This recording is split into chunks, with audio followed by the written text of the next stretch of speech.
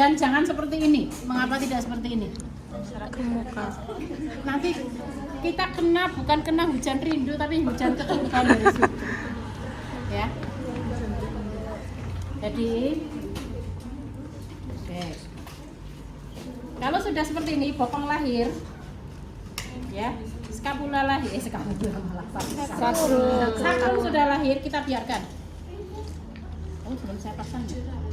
Maaf, harus pasang. Ya, ngamuk itu tadi. Kita tuh 1 jam lagi selesai. Atau belum? Pembukanya udah lengkap atau belum? Dari mana coba? Bisa nggak kita PT? Enggak. Terus dari mana cluenya? Anusnya membuka. Anusnya udah kayak gini, kok membuka, nggak bisa membuka ini. Udah kayak gini. Pokok, ayo dari mana coba? Dari mana coba? Irama tubuh ibu. Kalau sudah pembukaan lengkap, biasanya dia ada rasa ingin mengejar. Udah ikuti aja, Bu.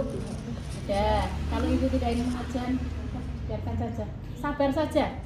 Kalau kayak gini masih aman, bayi masih aman. Mengapa masih aman? Tidak aman itu kalau udah kayak gini. Angulus skapula lahir itu tidak aman. Tapi kalau masih seperti ini aman. Mau berapa lama pun, 2 jam pun aman. Mengapa? Karena belum ada yang namanya kompresi Dada. Begitu. Nah, ini kan masih ini, jantungnya masih di sana. Begitu dia melewati jalan lahir, angulus skapula lahir, dia sudah ada kompresi dada dari jalan lahir, sehingga bayi kemungkinan saja Tidak bernapas. hanya ikuti saja iramanya ibu, tidak masalah. Oke, ya ini. Kemudian kita hanya boleh melihat. Oh, saya bilang ada kain putih, ada enggak? Oke, enggak ada. Ini sangat licin. Jadi kalau kita tidak hati-hati, ini jatuh. Karena bokong ini licin, ketubannya sangat licin. Ya, makanya biasanya kita pakai Kain. Bukannya begitu bokong lahir kita usap-usap. Biasanya kayak begitu kita. Pakai kain ya. Ya, kita ini nutupin nanti. Jadi kita lihat dulu sakrum lahir. Begitu sampai kita cek tali pusat lahir keluar, kita kendorkan dari samping. Mengapa harus dikendorkan? Biar tidak. Ayo, mengapa tidak dikendorkan? Mengapa tidak dikendorkan? Hubungan kalau terlalu kencang gimana? Putus. Nggak ngalir darahnya. Sama. Kalau tensinya kita udah kencang-kencang dua-duanya, turunkan ego biar kendor. Asik. Iya, kalau ini bisa menghambat, ini posisi turun dan ini bisa putus. Kalau putusnya masih di sini, enak kita klem selesai. Nah, tapi kalau putusnya di sini, pas di umbilicus. Dan satunya ini masih di dalam sana, apa ya, tangan kita mau masuk. Ya, nggak bisa ya, makanya harus kita kendorkan sampai angulus skapula lahir. Jadi kita hanya boleh gini aja, lahir. Kemudian posisi kita adalah femoropelvicum, makanya kita harus seperti ini, nggak boleh kayak gini. Capek kaki kita, tapi harus seperti ini. Kuda-kuda. Ya, ini namanya femoropelvicum. 2 ibu jari di femur bayi, 4 jari di pelvic. Namanya posisi femoropelvicum. Begini boleh tidak? Tidak boleh. Karena kalau seperti ini kita akan seperti ini. Kalau seperti ini patah enggak vertebra. Justru kita adalah spine-nya. Kita adalah, ya istilahnya spine itu apa ya, platnya. Ya, kita bidenya di sini. Femoropelvicum. Sampai angulus skapula lahir, kemudian kita arahkan bayi ke bawah sampai ubun-ubun kecil lahir, baru kita ekstensikan ke atas. Lahirlah bayi. Gampang ya. Itu kalau posisinya tadi bokong Murni atau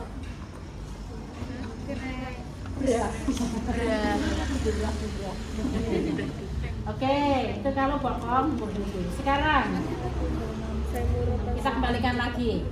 Biasanya bayi lahir seperti ini. Ya, lahir kita seperti ini.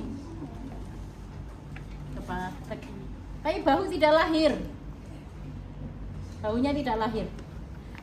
Tidak bisa lahir baunya, tapi kakinya udah lahir kayak gini. Barulah kita proses melahirkan bahu. Tadi ada apa saja? Atau yang mulut Ada klasik atau manual aid atau diventer. Oke, coba diklik. Ya, tidak apa-apa, klik aja. Next, klik.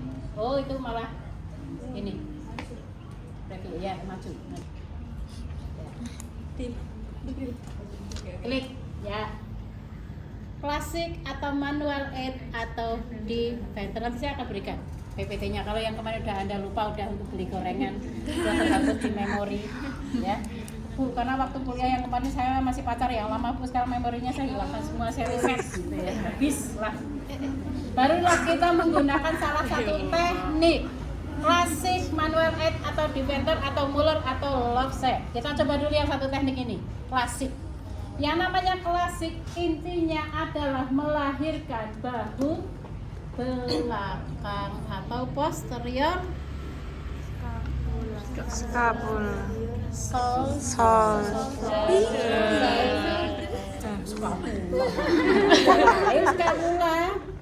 kan di sini. Soldier yang kita lahirkan. Kalau posterior soldier itu yang mana yang akan dilahirkan? Di sini atau di sini? Posterior. Bawah. Belakang. Belakang. Caranya adalah pegang. Perhatikan pegangannya. Jangan ini. Kalau ini nanti Anda merumukkan kaki. Karena kenceng mesti pegangnya, karena licin. Jadi ini. satu tangan masuk Jari. Ya. Ya. It's okay. Ya. Speed. Kemudian arahkan perut bayi mendekati perut ibu. Mengapa, Bu, yang dilahirkan tidak dari anterior dulu? Mengapa harus posterior dulu? Kenapa coba? Ayo. Namanya aja kita manual aid. Manual itu harus kita paksakan dia keluar tangannya. Mengapa harus posterior, tidak anterior dulu? Kan lebih enak, Bu, anterior Nanti dulu. sobek. Ayo. Karena ini tulang keras enggak? Iya. Di belakang ada tulang apa?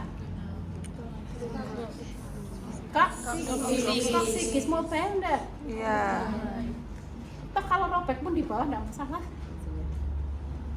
Makanya ini yang paling longgar. Jadi kita elevasikan itu ini.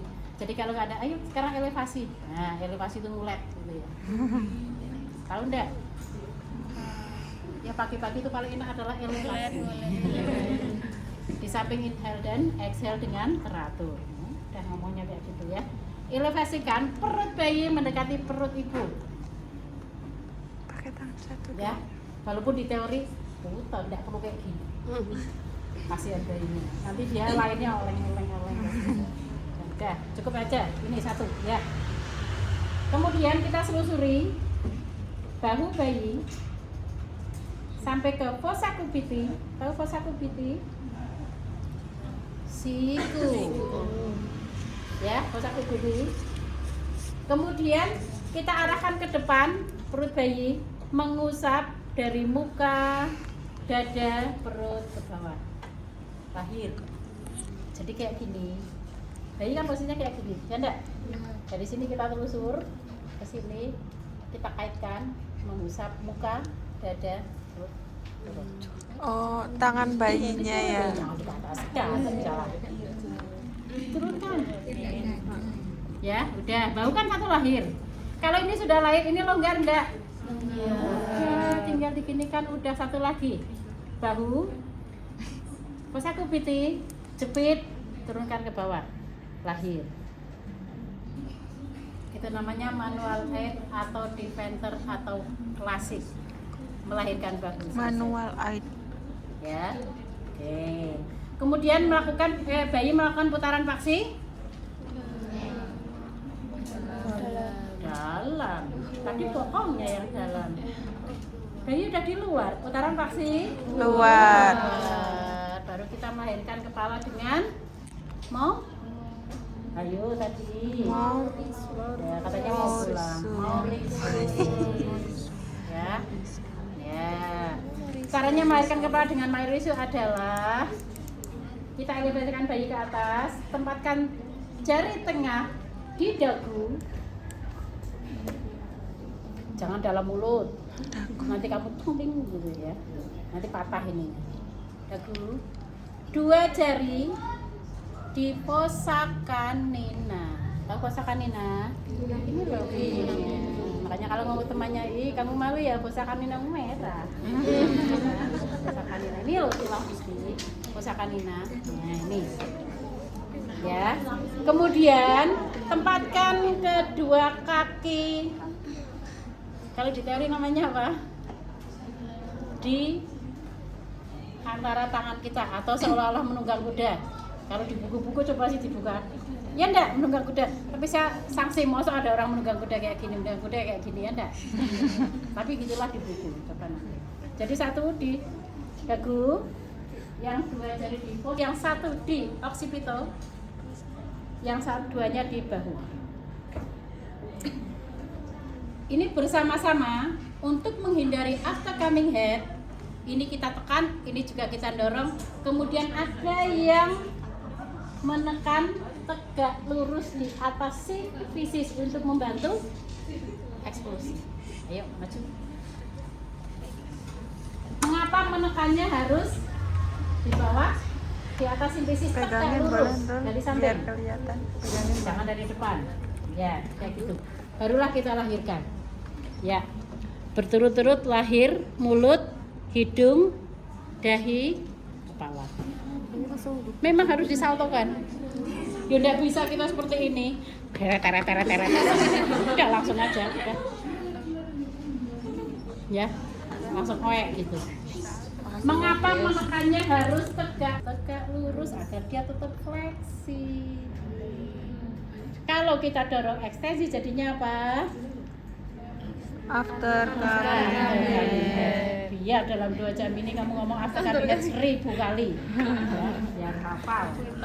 Ya, selesai. 2. Teknik yang kedua adalah coba apa dulu? Mau muller dulu atau left check dulu? Oke, kita muller dulu. Nah, muller adalah yang paling enak sih sebetulnya, ya. Jadi muller seperti tadi, kita kadang muller itu dilaksanakan biasanya kalau brahnya itu gagal total. Kita mau brah tapi ternyata gagal, ya. Jadi kita seperti ini dulu. Oke, lahir. Ternyata bahunya nyangkut, tidak bisa lahir. Udah. Kita mau pakai teknik Muller. Teknik Muller adalah memindahkan bahu posterior menjadi bahu anterior. Waduh. Mengapa harus dipindahkan? Harus dirubah. Kalau ini kan posisinya agak maju, ya enggak? Kalau ini kan agak mundur, tapi di sini kan ada vulva, ada vulva, ya enggak? Di sini kan lebih condong ke sana, ke dalam. Jadi kalau kita pindah yang posterior ke anterior, ini bahu akan langsung keluar. Hah? Itu yang low cell. Nah, tapi tidak perhatikan sana. Muller ya, beda lagi. Jadi kalau Muller itu teknik yang paling sering digunakan karena paling mudah. Intinya Muller adalah melahirkan bahu depan.